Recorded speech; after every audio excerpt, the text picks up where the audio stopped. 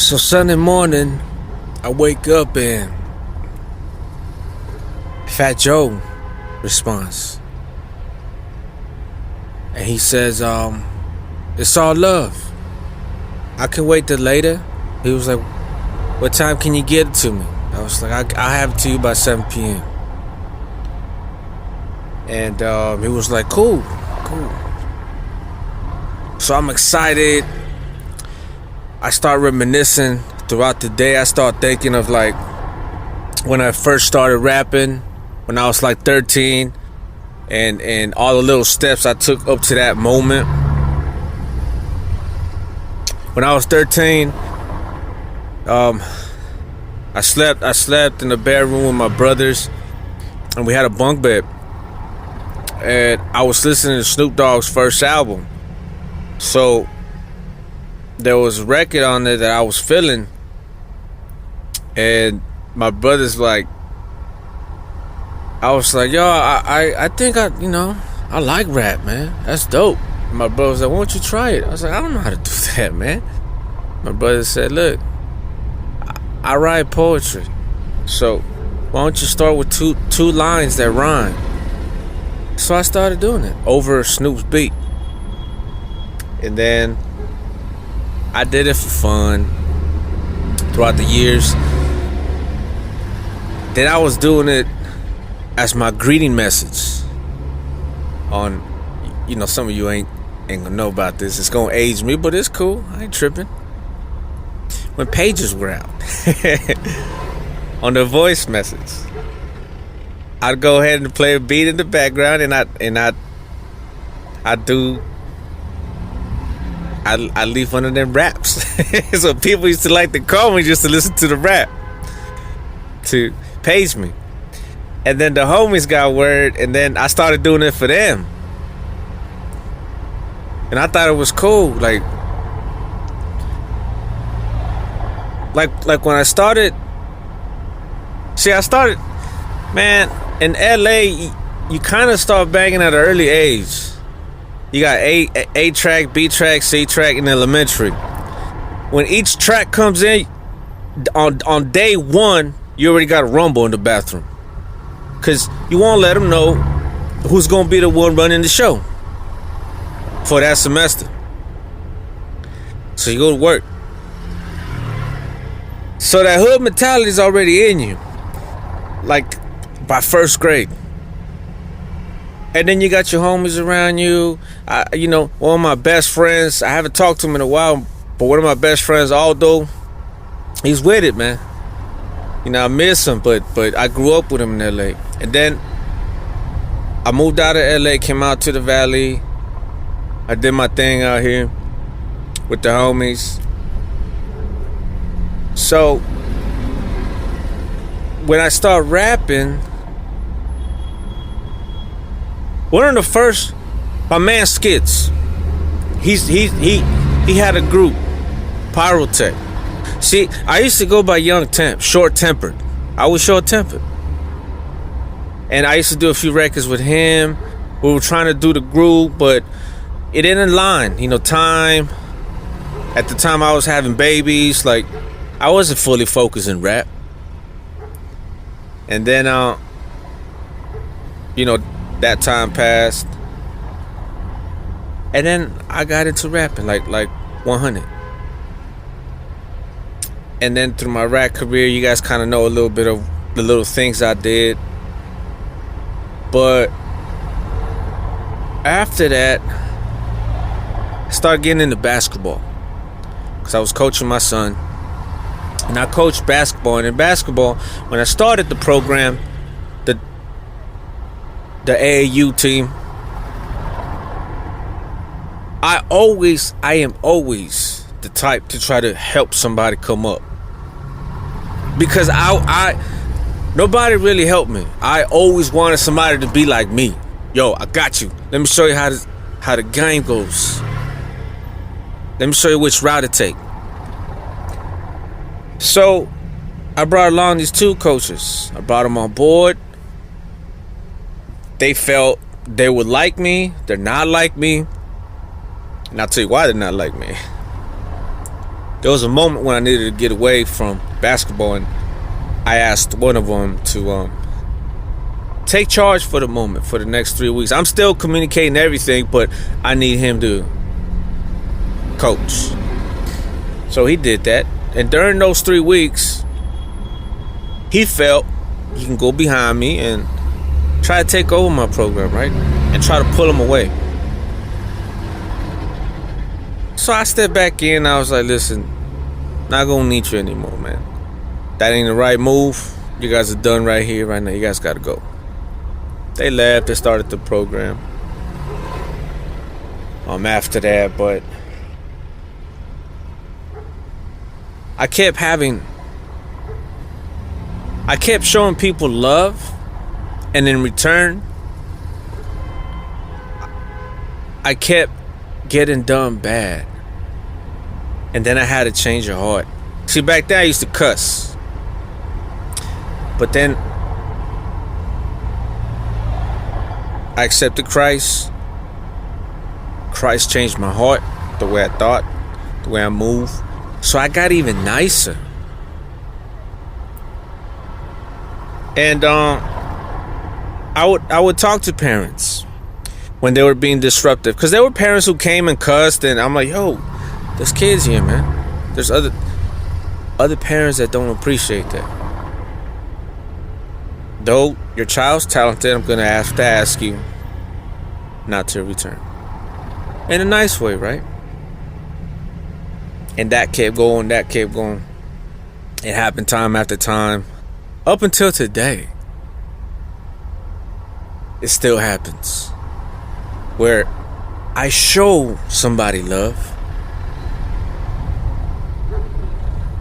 and they move in a way that, like a snake. Don't do that. Don't move that way.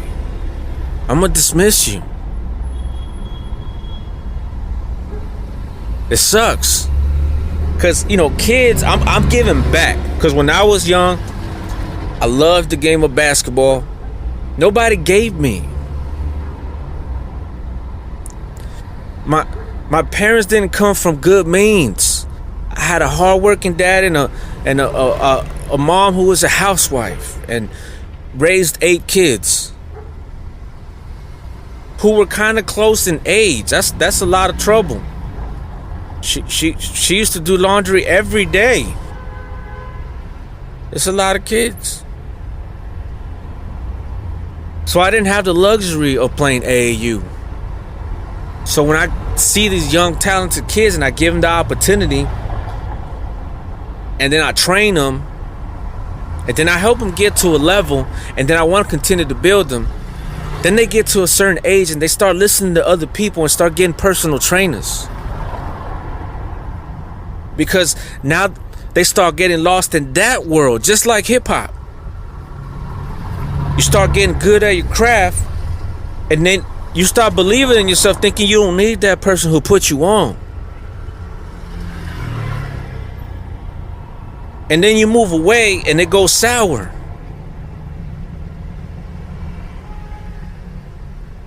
Just like hip-hop, just like those players, when they move away after you show them love, and they're in the same position, it's like, what was your goal? You gained nothing, but you lost everything. Because you burned that bridge from that person who believed in you and put you on. You gained nothing. And they start giving that other person, that other trainer, credit. When it's like, yo, I was there to teach him the shooting form, but you're gonna give that other person credit? I was there to teach him how to hold the basketball and shoot it the right way, but you're gonna give that other person credit? Jace came in for like 2 or 3 weeks? You're crazy. And the same thing happened in hip-hop. You put people on. I was giving DJs away to other teams. That's how many DJs I had on the squad. And then they think they get big. They don't. But in their head, somebody told them, you are the star. and their situation goes sour. And I'm about to hit you with a nice one right now. Listen. If it happened to me, I am no one. Because it happened to Jesus with Judas. That's the prime example. And I gotta follow that example. Not the worldly example where it's like, all right, cool, I ain't messing with you no more. I show him love, but unfortunately, I'm not Jesus, right? So I'm gonna keep him at a distance after that. I'm not mad at them. I'm not gonna punch on them, on the dad. You know what I'm saying? Like basketball isn't even like that. It's a whole different world. I'm a person of influence at that point. I'm a role model. Though I'm not good. I don't have that mentality. It's like it ain't even worth it. At this point, even if I was at the gas station and a sucker was staring at me wrong, I'm not punching on him. Not even worth it. I have zero to prove. I already did my young, dumb, and full of, I already did that. I let him look at me wrong. And I start praying for him in silence. I look away. Because I used to be that. I had no guidance. Only to want to be hard, and anybody could do it. You just gotta be willing. I'm not Superman. You just gotta be down. I was down with it, like a lot of dudes are, and women. So I'm reminiscing, and I'm like, yo, this might be another big moment for me in hip-hop. Getting love from Fat Joe. He said he's gonna shout me out. And I'm thinking, don't get too excited, because I've been disappointed plenty of times in hip-hop, or even now in basketball. Plenty of times. And the thing about that whole situation, I can sleep at night. I was nice to that person. They're the ones who have to live with, wow, I messed up. Why was I a jerk to Grizz? Why did I make that decision? Why did I move like that? And destroy that friendship? Why did I do that to Coach? A lot of times it's not even the player's fault. As far as basketball, it's really their parents. Start getting big headed, and they start getting in this AAU, in this world where they start getting ahead of themselves.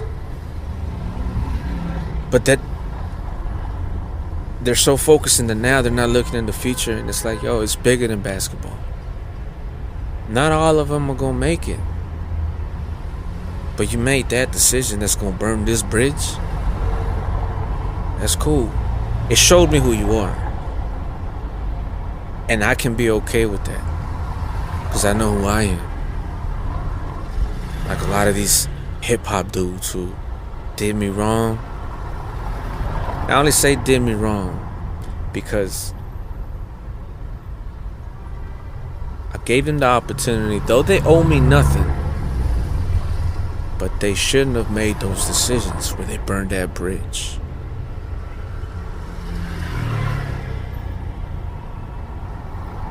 So I sent Fat Joe the video.